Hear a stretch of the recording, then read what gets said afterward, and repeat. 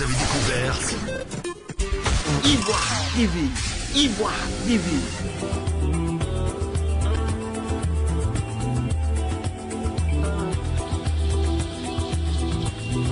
Depuis les années 90, son nom a toujours marqué l'actualité politique en Côte d'Ivoire.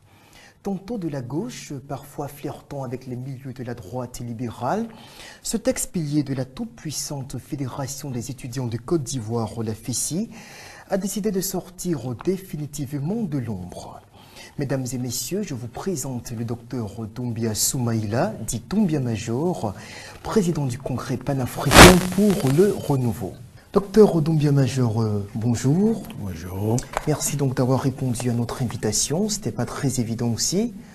C'était un peu tiré sur les cheveux, seulement 24 heures pour vous préparer pour cette émission. L'important, c'est de parler de la Côte d'Ivoire et nous, on est toujours prêts, comme on dit. Ok, certainement. Alors, nous sommes là pour parler franchement au peuple ivoirien. Et au-delà, à tous ceux qui aiment la Côte d'Ivoire, qui s'intéressent à ce pays et qui ont envie de savoir aujourd'hui le rôle véritable de Doumbia Major dans l'évolution de la situation politique en Côte d'Ivoire. Alors, qu'est-ce que vous devenez, docteur Doumbia Major?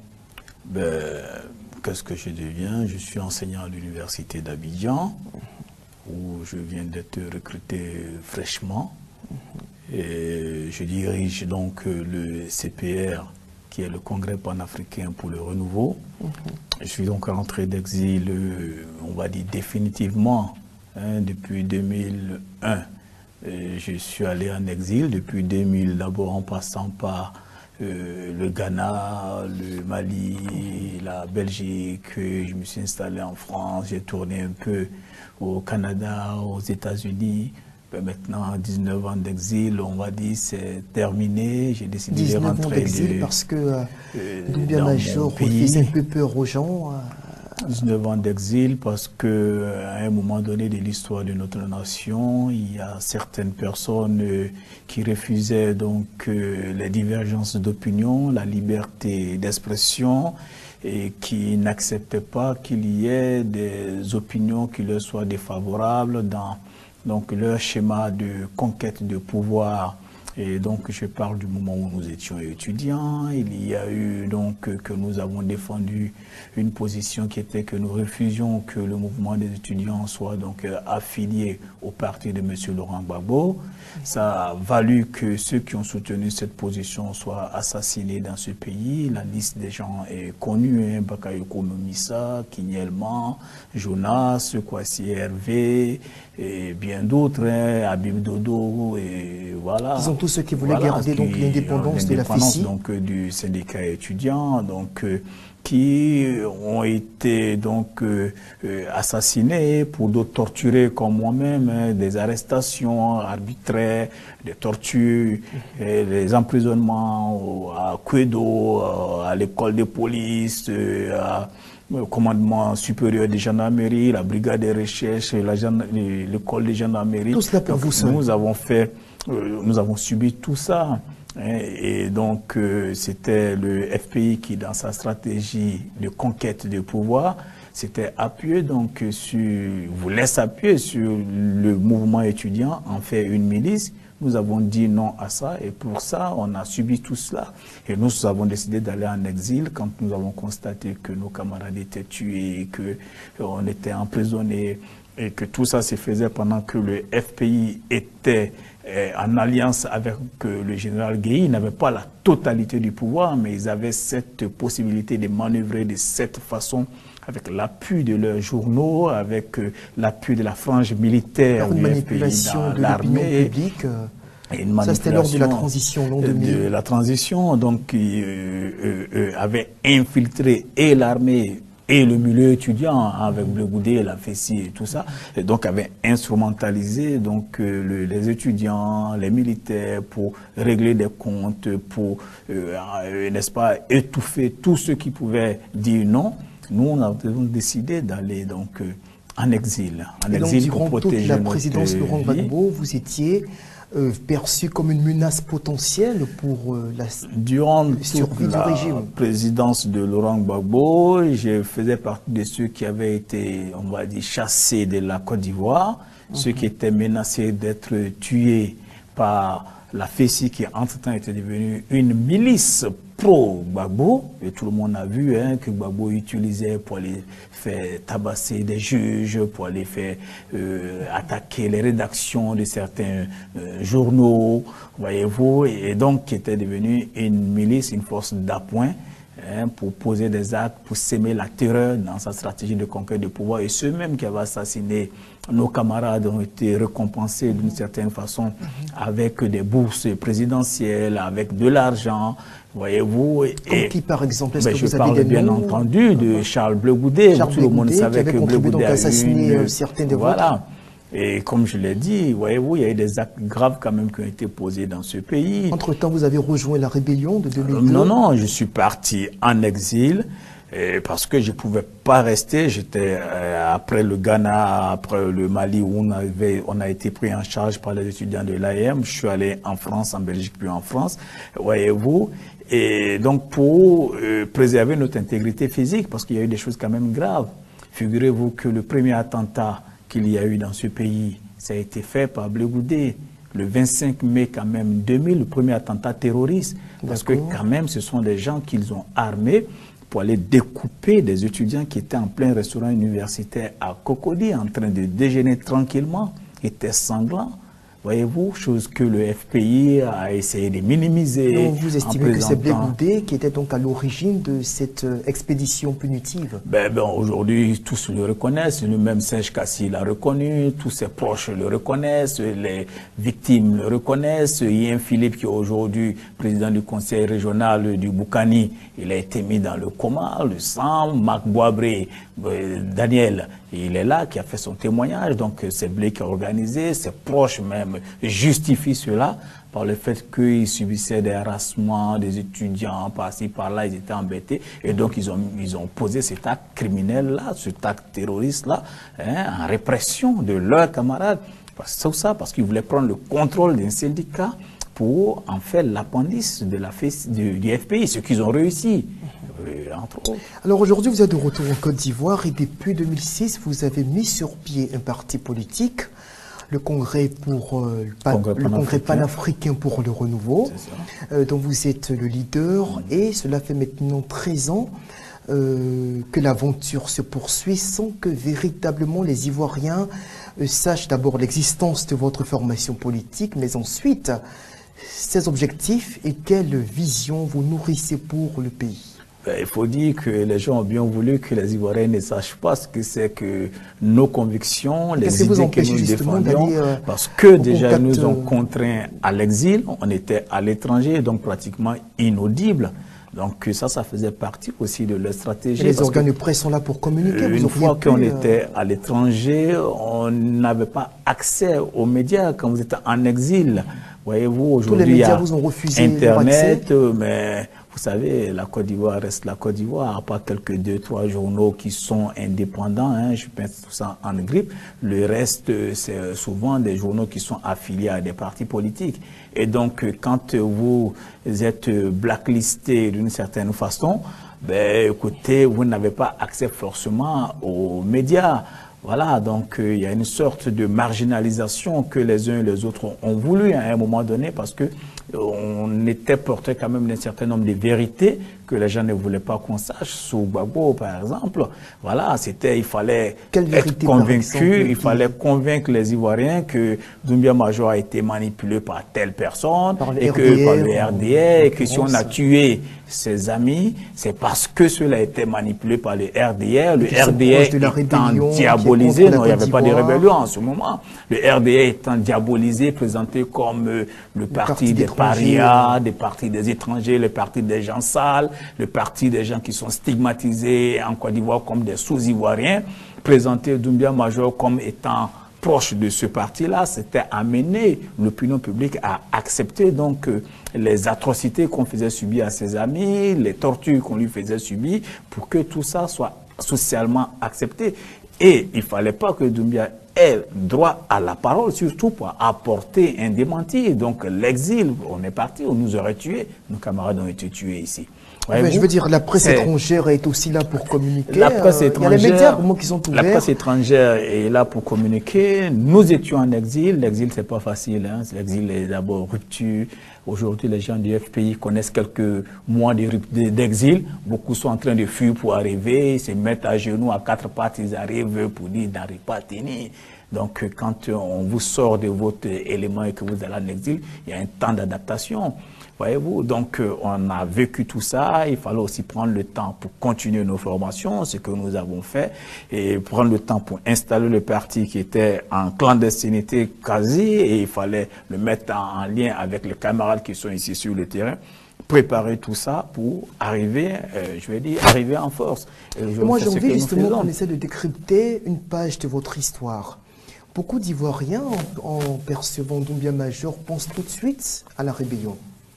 Hein, on fait le lien tout de suite, on vous a vu défendre à une certaine époque les positions de cette rébellion, vous venez même de le dire, hein, vous avez épousé l'idéologie qui a fondé donc la création de ce mouvement armé. Quels étaient les liens réels entre le Major Doumbia et la rébellion des forces nouvelles dirigée par Guillaume Soro? Le lien, on va dire, c'est le lien qu'a eu Jean-Paul Sartre avec le mouvement insurrectionnel algérien, c'est le lien qu'a eu un autre intellectuel, Frantz Fanon, avec le mouvement du FLN. Un soutien strictement idéologique. Un soutien qui est discursif, un soutien qui est idéologique, une présence dans le sens d'amener à comprendre que le pouvoir qui est en Côte d'Ivoire est un pouvoir qui est installé dans la terreur, qui n'est pas légitime, qui a tué des Ivoiriens. Et ce sont ces Ivoiriens-là qui sont là en exil. Donc, voyez-vous, donc, quand on parle de la rébellion... avait tué des Ivoiriens. Quand on parle de la rébellion... C'est l'image qu'on garde d'elle. Oui, oui, mais le problème, c'est que dans la chronologie des choses, il ne faut pas faire de l'inversion. La chronologie des choses, c'est que Gbagbo, dans sa stratégie de conquête du pouvoir, s'est servi de Bleu Goudé pour tuer des Ivoiriens, qui étaient des Ivoiriens, ceux qui ont été tués, ils ne viennent pas de Mars, voyez-vous. Et ils ont conquis le pouvoir, ils ont fait la purge dans l'armée, et ce sont ces personnes-là qui sont parties dehors. Et c'est de dehors que ces personnes-là ont dit, ben écoutez, on ne va pas accepter que des gens de notre génération nous contraignent à vivre hors de notre pays par la terreur, par la violence des armes, parce que c'est avec les armes qu'on les a tués.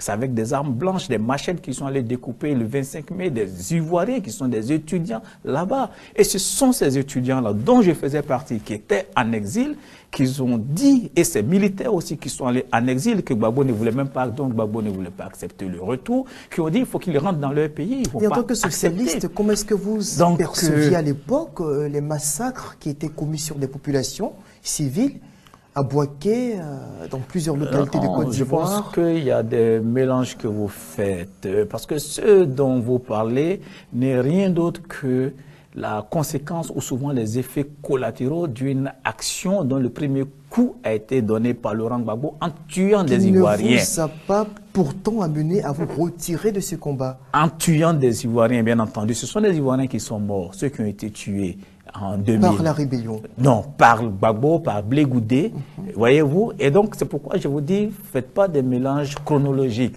Sachez que on est parti déjà des morts de 2000. Des tueries, les Aboudramani, les 500 qui ont été tués dans l'armée, certains ont été mis dans les acides. Voyez-vous, et tout ça soutenu par le FPI, des étudiants qui ont été tués. Tout ça soutenu par le FPI, par l'appareil politique. Gbagbo Laurent était au courant de tout. Il a pris même position dans la crise universitaire en disant ceux qui manipulent les étudiants sont des criminels. Question de dire que nous étions manipulés. Il a pris position. Aboudraman Sangaré a reçu Blé Goudé, Kwame Kwaku. Ok, les journaux du FPI ont ouvert, n'est-ce pas, leur page pour, n'est-ce pas, amener à l'acceptation de tout ça. Lorsqu'on tuait des étudiants, ils le minimisaient. Donc c'est l'appareil stratégique du FPI. Parti politique, les journaux, et leur opinion qui a soutenu Gbagbo était tout au courant de tout ça. Et d'ailleurs, après tous ces crimes, il a donné une bourse présidentielle à Blé Goudé qui, entre-temps, avait été chopé pour tricherie à sa licence. Gbagbo qui dit qu'il est un homme d'équité. Tous les fils de la Côte d'Ivoire qui ont une licence, qui ont une maîtrise et autres, qui l'ont eu correctement en étudiant, il a préféré choisir Blé Goudé qui, lui, a été convaincu de tricherie, reconnu par la Ligue ivoirienne des droits de l'homme, en son temps dirigé par Bléou Martin, qui est du FPI, et la présidence de l'université, le département d'anglais, en son temps dirigé par comment on appelle, Seribaï, qui est du FPI, qui ont tous reconnu la tricherie de Blé Goudé, mais Gbagbo a quand même donné une bourse de l'État de Côte d'Ivoire, l'argent des Ivoiriens, à un tricheur, en délaissant les autres fils les plus brillants et plus brillants que Blé Goudé. Ceux qui sont méritants. Alors, là, ceux qui sont plus méritants. Quand on vous entend parler de Laurent Gbagbo, on a l'impression que vous êtes en train, mine de rien, de dépeindre de lui un portrait de fasciste. Ben, un portrait de fasciste, moi je ne dépeins pas, moi j'expose des faits. J'expose des faits, je dis voilà quelqu'un qui a soutenu un jeune homme, qui a tué des Ivoiriens. Enfin, au-delà même de cela, de la manière même de gérer le pouvoir d'État, de conditionner la chose politique en Côte d'Ivoire, ça ressemble quand même à des méthodes peu commodes sur le plan démocratique. Oui, ça ressemble beaucoup à des méthodes du national-socialisme hitlérien. Parce que voilà, vous avez sorti le mot. Je le dis pourquoi? Parce que d'un côté, il y a l'utilisation de la violence. Hein, la violence, il y a eu des morts, il y a eu des tueries qui ont été minimisées. Mais de l'autre côté, Gbagbo a repris un discours qui était le discours identitaire, d'ivoirité, de hiérarchisation des Ivoiriens, de présentation. Et quand il allait à l'ex-Haïtassi en 2000, sortir des cartes d'identité de je ne sais où, en les présentant comme étant le fruit de la falsification du RDR, en donnant des statistiques d'invasion du pays. Donc, repris carrément le discours qui était le discours de l'ivoirité et il a mis en place ce qu'il appelait le front patriotique avec les Brogrébé, avec les gens du PDCI qui venaient de défendre l'ivoirité avec Bédier qui avait chauffé à blanc.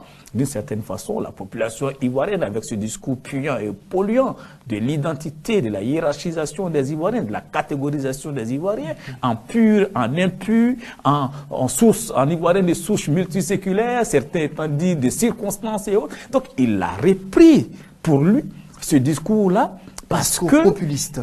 Pas simplement populiste, parce que le populisme, ça peut être uniquement présenté aux gens des choses qu'on ne peut pas faire. Mais ça, c'est un discours plutôt nazi, un discours identitaire, un discours ethnique, avec lequel on avait chauffé déjà à blanc depuis le temps de Bédier les populations. C'est ça qu'on appelle le discours des haines. Jouer sur les émotions, jouer sur la race, jouer sur l'ethnie pour dire telle ethnie est sale, telle ethnie ne mérite pas de diriger le pays, telle pour ses origines ne mérite pas de diriger le pays. Juger les gens pour ce qu'ils sont et non pour ce qu'ils font. Voilà ce qu'ils ont fait dans ce pays. Et tout cela a donc révolté Doumbia Major, qui a donc décidé donc de soutenir l'insurrection armée en Côte d'Ivoire qui a duré de 2002 donc à 2010. Alors, aujourd'hui, la Côte d'Ivoire sort d'une crise post-électorale qui a fait des milliers de morts et qui a surtout vu donc l'accession au pouvoir du docteur Alassane Ouattara. Un homme qui, à un certain moment, a semblé converger avec votre vision, avec votre philosophie politique. Et quel regard est-ce que vous portez sur la situation de la Côte d'Ivoire aujourd'hui, donc 8 ans après la prise de pouvoir effective d'Alassane Ouattara? Mais vous faites bien de dire qu'il y a eu changement en Côte d'Ivoire, que Alassane Ouattara a une vision et qu'il y a des convergences. Les convergences, c'est autour du vivre ensemble. Cette volonté des gens qui disent on veut vivre avec les gens sans les chasser, sans les pousser à la mer, sans dire qu'on est mieux qu'eux, sans même dire si qu'on est c'est plus un peu le contraire que eux. Et aujourd'hui, voyez-vous, aujourd'hui. et donc c'était ça. C'est pour vous dire qu'il y a eu dans ce pays des gens qui ont instrumentalisé la haine comme moyen de conquête de pouvoir, comme moyen de conservation de pouvoir, comme moyen de diviser les masses en créant un antagonisme basé sur l'identité, la race, des choses qu'on ne peut pas changer en nous. Un conflit séculaire, voilà, et donc, que vous avez dénoncé, que vous avez combattu. Que nous avons combattu, que Ouattara a combattu, que le MFA, à l'époque, avec Anaki, a combattu, que Soro a combattu. Et donc, il y a eu une sorte de coalition, un conglomérat, une entente de personnes qui n'étaient pas forcément d'obédience politique ou d'idéologie similaire pour dire, mais il y a un danger, il y a un péril pour la nation. C'est le discours de haine. C'est le discours qui divise les fils de la nation. Voyez-vous, et c'est ce que nous avons combattu avec Ouattara en son temps, avec le PDCI qui nous a rejoints en son temps, avec le MFA, l'UDPCI. Et donc, toutes ces personnes-là ont soutenu donc cette action de force qui visait à équilibrer donc la terreur que Gbagbo avait sémée dans le pays pour qu'il y ait un changement et qu'il y ait un régime qui puisse permettre le vivre ensemble. Alors, comme aujourd'hui. On vous a compris. Alors, parlons justement de vivre ensemble. Malgré tous les efforts qui semblent être consentis par le pouvoir en place à Abidjan, on parle de réconciliation et tout cela, mais malheureusement, on a l'impression que les Ivoiriens paraissent plus divisés qu'en 2011. La haine est toujours féroce dans les esprits. Chacun se dit, on attend le match retour, on en entend parler de plus en plus. Et puis 2020, c'est pas loin, tout le monde attend justement de sortir sa machette qu'il a gardée à la maison pour aller donc découper l'autre en face. Vous savez, la guerre, la Côte d'Ivoire d'Alassane Ouattara. La guerre, c'est la violence. La guerre naît d'abord dans la pensée. C'est la traduction matérielle d'une certaine pensée, d'un certain discours. La paix aussi naît dans la pensée et c'est la traduction matérielle d'une certaine pensée, d'un certain discours. Les populations sont sujettes à de l'influence sociale. Et l'influence sociale, les sources d'influence sociale, ce sont souvent les politiques, qu'on appelle les leaders d'opinion. Et donc, que le discours circulant dans le pays, qui peut être un discours de paix comme un discours de guerre, un discours de vivre ensemble comme un discours de division, n'est rien d'autre que le fruit de ce que sèment, de ce qui inséminent les leaders politiques. Donc, depuis 2020, il y a certaines personnes en Côte d'Ivoire qui sont restées, 2011, qui sont restées, n'est-ce pas, dans cette dynamique d'entretenir la haine, d'insuffler la haine, vous faites référence à qui, par exemple? Je fais référence, par exemple, au FPI de Laurent Gbagbo, Madame Simone Gbagbo, qui récemment vient à Djokwe d'aller inaugurer, n'est-ce pas, une stèle, un monument, soi-disant, à ces martyrs. N'est-ce pas légitime de le faire, ça veut dire quoi? Hommage à des morts? On ne rend pas hommage à des morts quand on a été responsable dans un pays, dans une situation où on a inséminé un certain discours.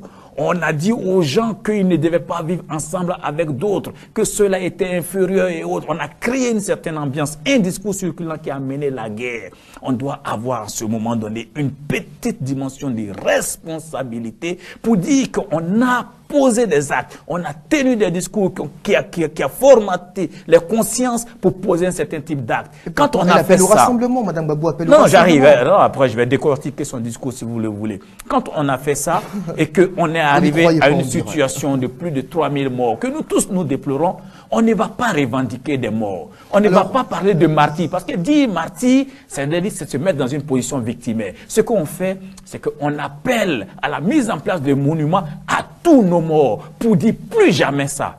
Si elle le faisait, je l'aurais soutenu. Mais elle est dans une dynamique de créer la division. Le FPI est dans une dynamique de maintenir la division. Peu importe ce qui sera fait en Côte d'Ivoire. Parce que ceux-là, la division ethnique est leur fonds de commerce. Et ils ne lâcheront pas. C'est avec ça, ils entretiennent, ils renforcent leur base. Et ils estiment que ça, c'est le noyau dur de leur discours. C'est avec ça, ils mobilisent les adhésions. Et donc, nous avons au FPI, donc on reproche également au RDR qui a eu tendance à nous habituer finalement au fil des années à une sorte de politique de catégorisation ethnique ici en Côte d'Ivoire. On a parlé de rattrapage avec la nomination à des postes de responsabilité de ressortissants du nord du pays à qui vous connaissez, pour certains connaissent ma position. Quelqu'un disait quelque part, le discours. On ne va pas me dire qu'il n'y a que les nordistes qui sont instruits ici en Côte d'Ivoire. Le discours sur le rattrapage est un discours que j'ai condamné lorsque je l'ai vu, n'est-ce pas, dans une interview faite par Vincent Hugues. RDR aujourd'hui. Une interview faite par Vincent Hugues dans laquelle j'ai entendu rattrapage. J'ai été le premier à m'insurger contre. J'ai un livre qui a été validé chez l'Harmattan, mon deuxième ouvrage d'ailleurs qui en parle. Voyez-vous, et je dénonce cela. Lorsque j'arrive, quand allez faire le tour de mes publications, vous le verrez. Voyez-vous, les discours sur le rattrapage. Quand le président Ouattara s'est retrouvé à Abobo et qu'il a dit, si c'était nous, il pleurait avec les habitants d'Abobo, pour dire pardonnez, mais si c'était nous, ils nous auraient tués. Je dis au président, je l'ai écrit, monsieur le président, aujourd'hui vous êtes le président de tous les Ivoiriens. Ne vous mettez pas dans un camp. Voyez-vous, je suis toujours contre la division ethnique, je suis toujours contre le tribalisme. Mais il faut quand même dire une chose, il y a des évolutions. Hier, on attrapait des gens, on les brûlait dans ce pays, sur la base du fait qu'ils sont assaillants, sur la base de leur nom. Hier, on contrôlait les gens du sud vers le nord, on prenait les cartes d'identité de certaines personnes qu'on déchirait pour dire, toi tu t'appelles Ouedraogo, tu peux jamais être ivoirien. Comme si la nationalité était liée à une ethnie. Ça, on a vu dans ce pays. Ce discours polluant que les Brou-Amessans faisaient circuler à la RTI, qui était devenu une sorte de télé 1000 collines dans ce pays, où on inséminait là-dessus, on vous aura compris. Mais est-ce que vous niez aujourd'hui le fait qu'il y a effectivement Côte d'Ivoire une sorte de rattrapage ethnique ou de tendance à la division de la part du RDR? Après, moi, j'ai été... Madame Paulette Pello sortait justement avant-hier qu'il ne faut pas mépriser les autres. Ça veut dire que entre le discours que prend le RDR et les actes qui sont posés au quotidien, les Ivoiriens ont l'impression qu'il y a un paradoxe qui s'installe. Moi, je ne dirige pas le RDR, je dirige le CPR, qui est le Congrès panafricain pour le renouveau. Mais pourtant, tout à l'heure, vous n'avez pas identifié le RDR comme faisant partie des chances de la division. Et j'appelle au vivre ensemble. Mais je dis, quand j'observe les partis politiques, quand je fais le tour de la toile, je suis quand même analyste des discours. J'ai fait mon doctorat comme analyste des discours automatisés. Donc, je peux quand même prendre un corpus, le mettre dans mes logiciels et dire, ben, voici les orientations ou telle chose qui, n'est-ce pas, forment le discours circulant dans notre pays. Aujourd'hui, simple visuel, vous allez sur la toile. Ceux qui parlent de tel est burkinabé, de telle ethnie, de tel n'est pas ivoirien pur, ce sont ce qu'ils appellent le go, le gago ou rien. Voyez-vous? Donc, c'est un peu ça. Est-ce qu'aujourd'hui, les militants du RDR peuvent aller stigmatiser des gens? Est-ce qu'aujourd'hui on permet à la télé madame, par exemple, comme les Brogrébé et autres, de venir diffuser la haine, hein, cette bave haineuse là qu'elle déversait? Il y a quand même des changements. Maintenant, il y a des discours qui ne sont pas acceptables. Moi, je les critique, je les condamne. Quand, par exemple, Tikendia fait des critiques et qu'on amène les chefs de son village pour lui dire, écoutez, vous n'avez pas le droit de critiquer le président Ouattara, je dis non, il faut le laisser. C'est sa liberté d'expression. Nous avons condamné ça hier. Quand il y a des actes qui vont dans le sens de la division du pays, je le condamne. Donc moi, je dirige mon parti. Si le RDR pose des actes que vous appelez rattrapage ethnique ou rattrapage de ceci ou de cela, moi je fais le concours. C'est ce que pense une certaine Voilà, maintenant, tenir un discours sur une chose ne veut pas dire forcément que cette chose existe. D'accord. La proclamation d'une chose ne fait pas exister la chose. C'est comme si Gbagbo dit « je suis socialiste », ça ne veut pas dire qu'il est socialiste. Absolument. Alors, depuis quelque temps, on vous voit vous élever contre Guillaume Soro, votre ancien compagnon de lutte du temps de la FECI. Qu'est-ce qui se passe? Moi, je me lève pas contre... Quand Guillaume Soro parle, il faut que Doumbia Major réplique. Est-ce qu'il y a un problème personnel que vous avez avec Guillaume Soro? On vous a frustré quelque part à un certain moment? Il n'y a pas de problème. Guillaume Soro, il a des ambitions politiques. Moi, j'ai mon parti, j'ai des ambitions politiques. Moi, je fais du marketing politique. Le marketing politique, c'est quoi?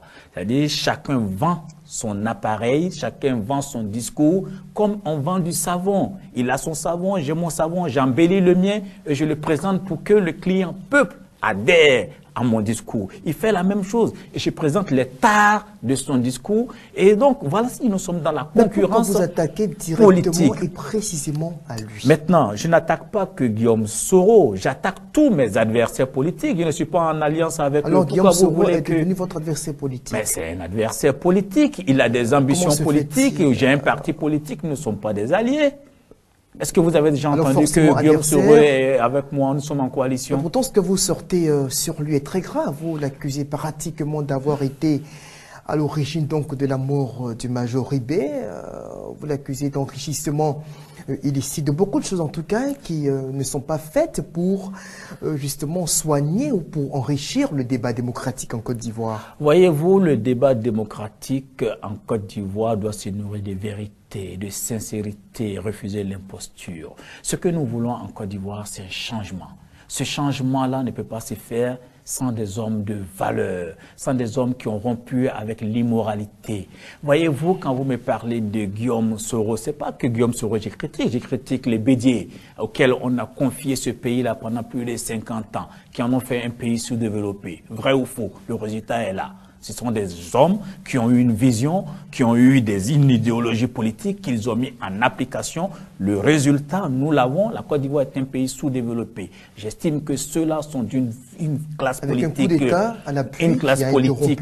Ça n'a rien à voir. Le coup d'État qui est venu, ça fait partie de leur bilan. C'est un discours qui a été tenu dans ce pays. Quand Oufou était là, il a veillé à ce qu'il n'y ait pas de coup d'État en rassemblant. Donc si Bédier arrive, tient un discours d'altérité, d'ivoirité, il crée une pourriture, n'est-ce pas, sociale, et qu'il y a un coup d'État, ça fait partie de son bilan, il faut qu'il assume. Il n'a pas su réconcilier les Ivoiriens et il n'a pas su développer la Côte d'Ivoire, il en a fait un pays sous-développé. Nous estimons que des gens comme ça sont du passé, des gens dépassés, des gens décadents.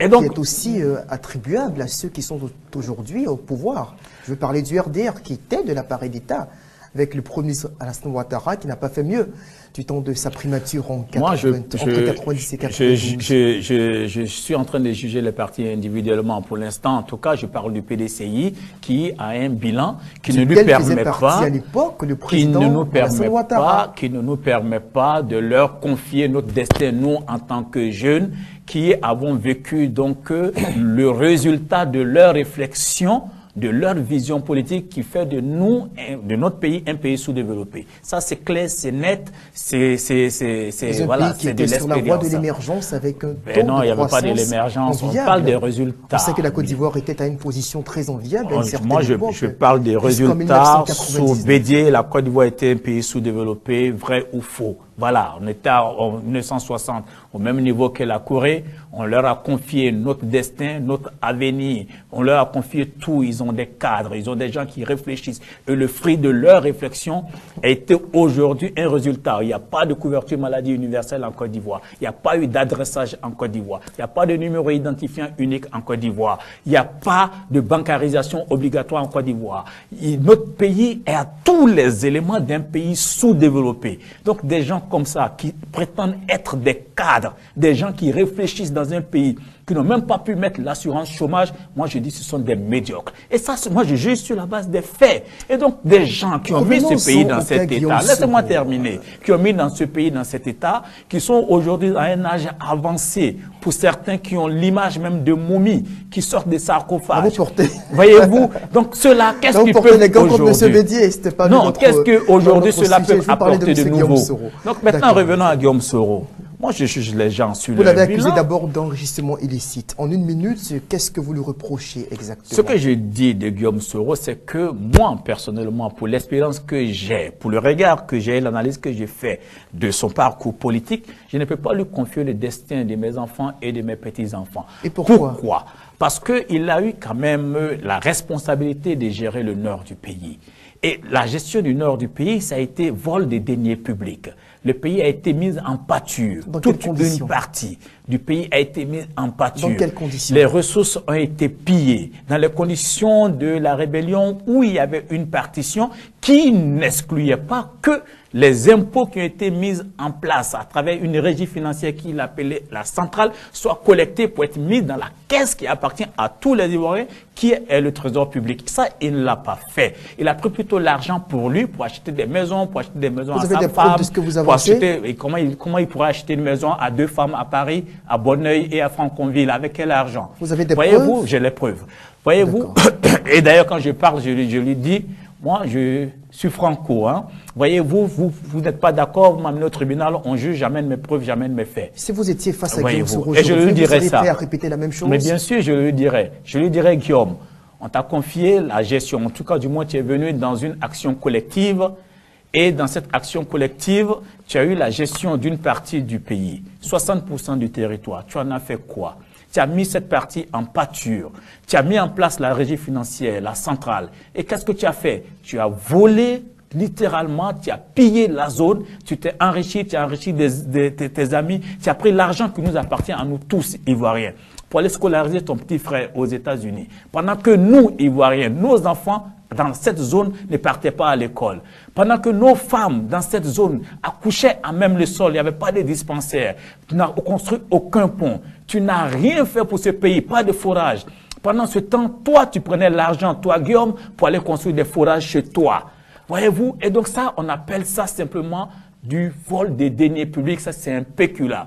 Sur la base de ça, et je termine, Guillaume, pour dire, Koné Morel, il était en prison, un jeune étudiant. Tu l'as pris en prison, sans jugement, tu allais le faire assassiner. On appelle ça crime extrajudiciaire, parce que quand on est démocrate, on prend la peine, quand quelqu'un est accusé, de le faire passer devant un tribunal, pour qu'il ait droit à sa défense, pour qu'il puisse défendre sa vie. Tu ne lui as pas donné cette possibilité de défendre sa vie, sa position vis-à-vis de toi. Je te dirais, Guillaume, tu as pris aussi M. Koné Moussa Barbu.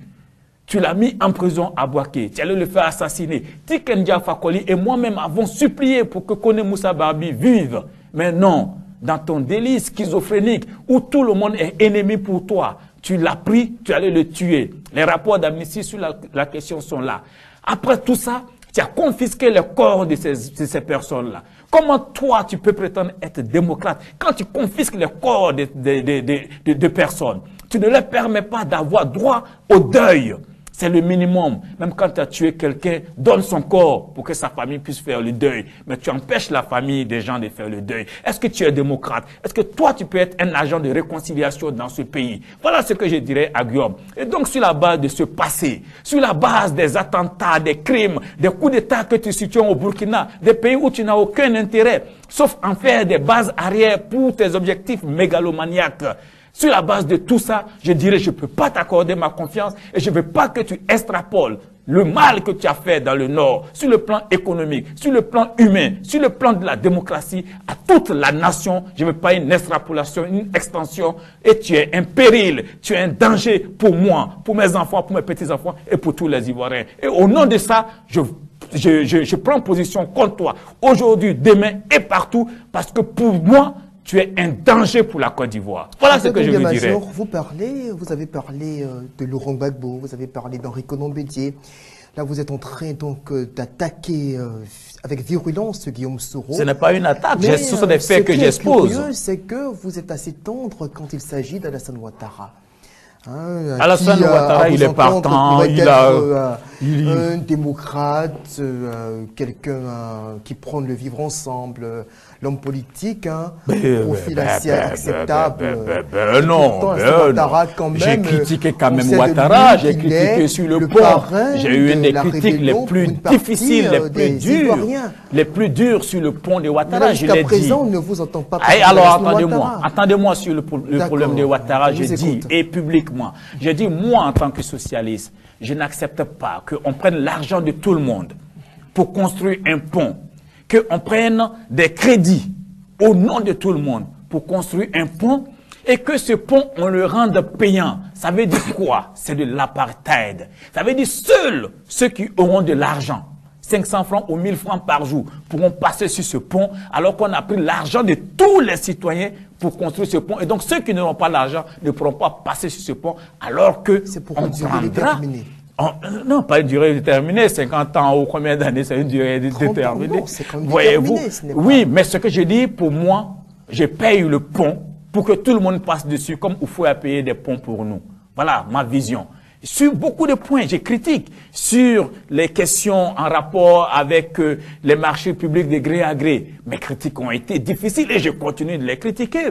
Sur les questions en rapport avec les dons, j'ai dit, Monsieur le Président, je n'accepte pas que quelqu'un se fasse passer pour généreux avec l'argent qui nous appartient tous. Donc je ne veux pas qu'on dise don de tel, don des ministres, don de ceci. Il y a critique plus difficile que ça. Je l'ai fait et je l'assume et je continue de le dire. Mais vous ne parlez pas, disons, du sang que certains Ivoiriens voient sur les mains d'Alassane Ouattara. Ben, du moment, j'ai pas les éléments pour dire, Monsieur Ouattara. On a entendu un certain Koné Zakaria, lieutenant de la rébellion, nous informer, comme ça, dans une vidéo, après ça, c'est qu'ils ont pris les armes pour Une rébellion de laquelle vous avez ça c'est la position de Koné partie, Zakaria. Moi j'ai pas soutenu la rébellion pour Alassane Ouattara, j'ai soutenu la rébellion parce que mes amis Alassane Ouattara, il a soutenu la rébellion comme Kona Bédié a soutenu la rébellion parce qu'il avait mal à partie avec Laurent Gbagbo, Kona Bédié parce que Gbagbo l'avait trahi en 99 en soutenant le coup d'État, il a pris position. Monsieur Anaki, oui bien sûr, quand Gbagbo a soutenu le coup d'État contre lui au moment où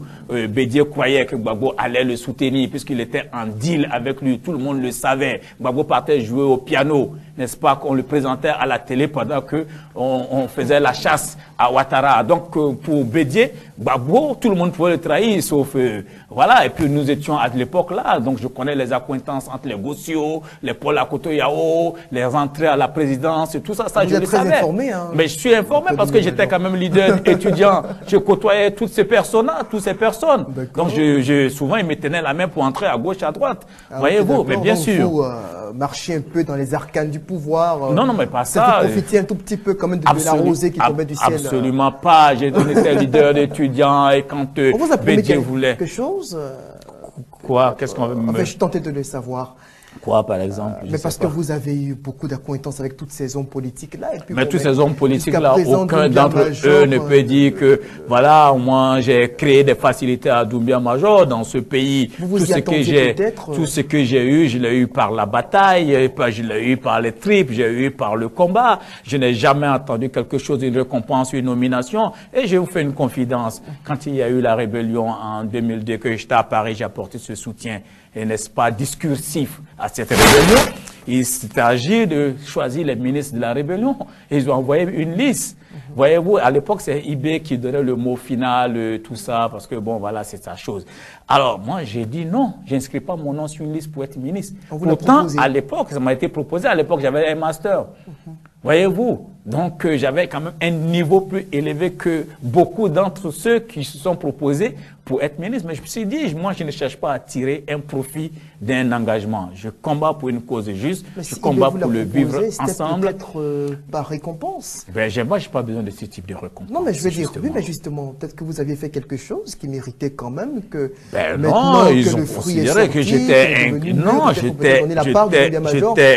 j'étais un cadre qui, n'est-ce pas, a pris position pour justifier une action, pour amener à l'international l'opinion à comprendre que le régime qui était là n'était pas un régime légitime et bon et démocratique. Et ceux qui étaient là estimaient que j'étais suffisamment outillé, j'avais un bagage intellectuel, j'avais une légitimité pour venir défendre leur position. Vous saviez que la rébellion était en cours de préparation en Côte d'Ivoire? Vous le saviez? Dites-nous la vérité, Dr Doumbia Major. Si on peut vous proposer d'être ministre au nom de moi, je savais que moi, j'étais toujours dans une disposition pour combattre ce régime-là et que je n'allais pas rester en exil et je ne voulais pas rester en exil, je ne voulais pas aller vivre ailleurs. Et je suppose que les autres qui étaient en exil étaient dans cette même disposition d'esprit. Après, je ne suis pas militaire. Vous avez donné la main d'association. Guillaume Soro non plus n'est pas militaire. Ben voilà, il n'était pas militaire. Et pourtant, il s'est retrouvé en exil avec Ibé, dont il était le porte-parole. Moi, quand Guillaume m'a trouvé à Bamako, il est venu porter des messages pour Ibé qu'il appelait Excellence. Donc voilà, Ibé l'a approché et Guillaume est parti parce qu'il y a eu cette crise de la FECI, cette dissidence où il a été accusé d'être avec moi. Donc c'est les problèmes que j'ai eu avec Gbagbo pour lesquels il a été accusé, qui s'est retrouvé à Ouaga, nous à Accra, puis à Bamako et puis après en exil. Voyez-vous, donc ce sont là des événements de l'histoire, de la vie des uns et des autres, des choses qui se mêlent et se démêlent. Et puis bon, voilà, ça donne ce que ça donne. J'ai l'impression que vous n'acceptez pas une vérité.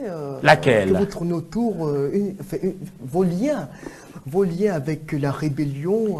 Mes liens avec la rébellion sont clairs. C'est vrai que vous saviez, enfin c'est vrai que vous avez ne faites pas des affirmations qui ne sont pas justes. Non, mais je veux dire, pourtant, on vous propose d'être ministre. Jusqu'à présent, je n'arrive pas à percer ce mystère. Que ça m'intéresse pas. On ne propose pas n'importe qui d'être ministre au nom de mouvement. Ça veut dire que quelque part, le docteur Doumbia Major a certainement été impliqué d'une certaine façon dans la maturation du projet. Ça, c'est ce que vous croyez. Ça n'a rien à voir avec la réalité. On peut passer à autre chose. Ça n'a rien à voir avec la réalité. D'accord. Ce sont des procès d'intention que les gens font par-ci, des diffamations. Vous savez, il y a un des proches de Guillaume Soro qui a porté ce genre d'accusation contre moi la dernière fois. Je l'ai fait traduire au tribunal. Finalement, hein, ce sont des anciens de la PCI et de tout ça qui sont venus me voir pour dire laisse tomber, c'est un frère. Il allait reconnaître que tout ce qu'il a dit était faux. Donc faites attention à ne pas vous retrouver au tribunal. Ne dites pas n'importe quoi. Nous sommes dans un cas tout à fait libre. Nous sommes dans une tribune libre. Alors, nous sommes pratiquement au terme de notre entretien. Le docteur Doumbia Major, 2020 arrive. Et j'ai envie de vous demander, mais tout juste en 2 minutes, hein, est-ce que vous avez des ambitions présidentielles pour 2020 ou est-ce que peut-être vous seriez tenté, on ne sait jamais, de soutenir un candidat? Ben, vous savez, quand on fait un parti politique, c'est pour prendre le pouvoir. On ne fait pas un parti politique pour suivre les autres. Donc le CPR a une vision.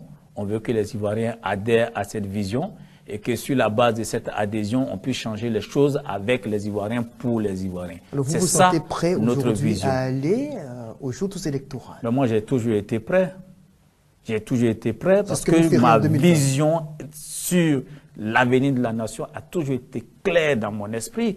Les changements que nous voulons au niveau de la retraite paysanne, la retraite des commerçants, la retraite au niveau de la santé, la réorganisation du système de santé, au niveau de la couverture maladie universelle qu'on veut mettre en place, 60% pris en charge par l'État et le mode de financement, nous le connaissons.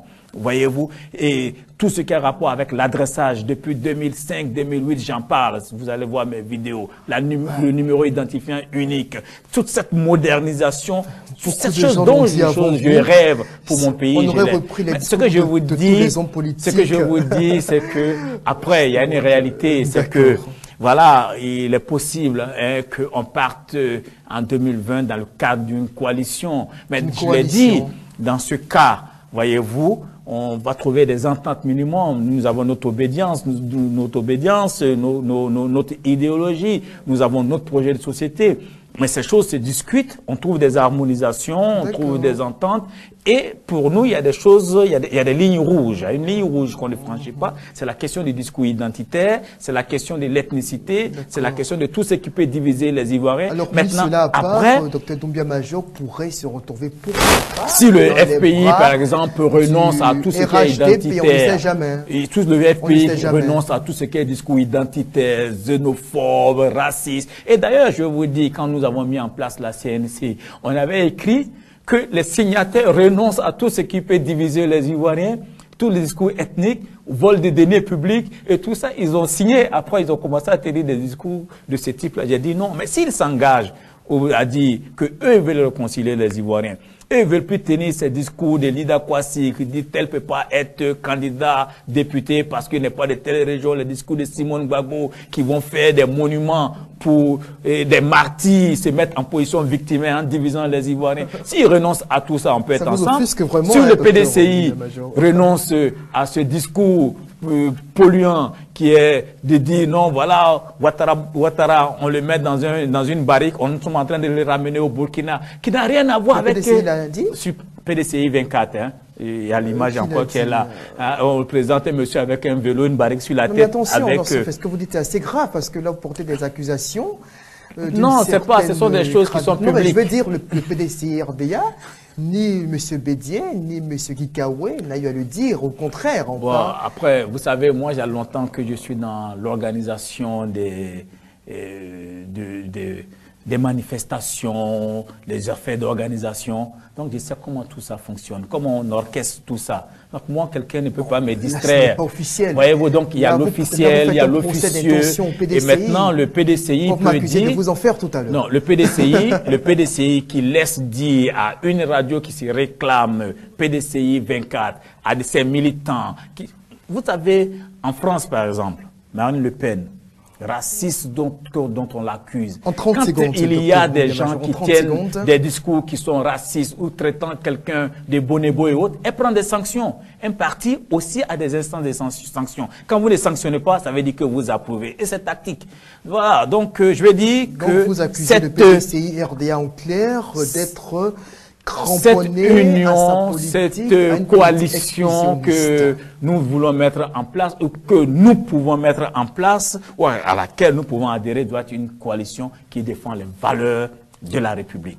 L'unité nationale. 15 secondes, le troisième mandat d'Alassane Ouattara, qu'est-ce que vous y pensez en 30 secondes? Laissez-moi donc dire que pour nous, c'est l'unité nationale. Pour nous, c'est notre projet. C'est ça qui est le plus important.